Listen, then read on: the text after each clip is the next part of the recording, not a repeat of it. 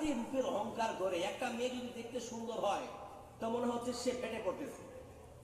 সে যদি তার পাশে একটা কালো মেয়ে এসে বসে, দেখা গেল একটা মেয়ে খুব দেখতে সুন্দর আর খুব অ্যাট্রাকটিভ করে সে সেজে গুজে আছে, লিপস্টিক লাগিয়েছে, আইব্রো লাগিয়েছে, গালে সুন্দর করে ফেয়ার লাভলি মেখে টেকে একদম বিউটিফুল গার্ল হয়ে টোটোতে বসে গেছে। গরিব মানুষ কিন্তু, বড় লোক না, টোটোতে বসে আছে। আর তার পাশে যদি একটা কালো দেখতে একটু ময়লা যুক্ত মেয়ে বসে যায়, তখন সেইভাবে করবে, দূরে যাও দূরে যাও, মানে মনে হচ্ছে যে আমি সুন্দর আর সে কালো, আমি সুন্দর সে কালো। এই এই অহংকার, কিসের তোমার অহংকার? আমার বোন আপনাকে বলে যায়, এই আপনার রূপ যৌবনের অহংকার বেশি দিন থাকবে না, একটা দিন আসবে আপনার এই রূপের অহংকার চূর্ণ বিচূর্ণ হয়ে মাটির সাথে মিশে যাবে, ঠিক কিনা? অনেক মানুষ আছে আবার ইলিমের অহংকার করে, করে না?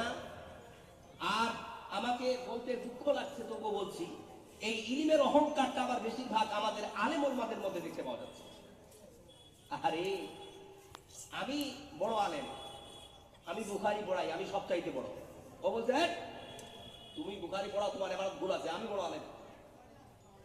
সে বলে না আমি বড়, ও বলে আমি বড়। এই যে আলেমদের মধ্যে খেলাখেলি, এটা আছে না নাই? আছে না? ও বলে আমি বড়, ও বলে আমি বড়। ও যদি একটা ফতুয়া দিয়ে দেয়, আমি একটা ফতুয়া দিয়ে বলে ও কি জানে, ও আমার চাইতে বেশি জানে, আমার ফতুয়া ঠিক, ওটা ভুল, দলিল দিতে বলো। এই আলেমদের মধ্যে কেলাকেলি বেশ ব্যাপক পরিমাণে দেখতে পাওয়া যায় বাংলাদেশে। আমি বাংলাদেশে ম্যাক্সিমাম প্রোগ্রাম করে থাকি, তো বাংলাদেশে এই আলেমদের মধ্যে কেলাকেলিটা বেশি দেখতে পাওয়া যায়। কিন্তু ওই যেহেতু আমরা পার্শ্ববর্তী দেশ, তো ওই ওই যে বাংলাদেশে আলেমদের কেলাকেলি, এটা কিন্তু মানে হাওয়া চলে আসছে আমাদের পশ্চিমবঙ্গে। এখানে পশ্চিমবঙ্গের এই বক্তারাও, এই যে বক্তারা, আমরা যারা বক্ত জগতে আছি, বা যারা আমরা শাইখুল হাদিসরা আছি, দেখবেন অহংকারে ফেটে পড়তেছে। আপনি লক্ষ্য করে দেখেছেন আমাদের দক্ষিণ দিনাজপুরে আহলুল হাদিস সংগঠন ছিল একটা, আর সংগঠন একটাই থাকবে, আবার দুটো পার্ট হয়ে গেছে, এ বলছে আমি ঠিক, ও বলছে আমি ঠিক। আরে আলেমদের মধ্যে ঐক্য নাই কেন? কেনই তো আপনাদের ইলিমের অহংকার। খবরদার অহংকার করবেন না, সলিউশন করার চেষ্টা করুন। মনে রাখবেন আপনার এই অহংকার একদিন চূর্ণ বিচূর্ণ হয়ে মাটির সাথে মিশে যাবে। যারা অহংকার করে তারা কোনোদিন আল্লাহর জান্নাতে যেতে পারবে না।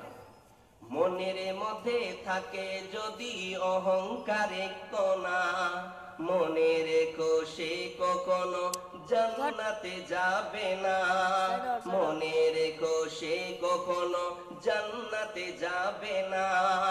মনের মধ্যে থাকে যদি অহংকারে কণা, মনে রেখো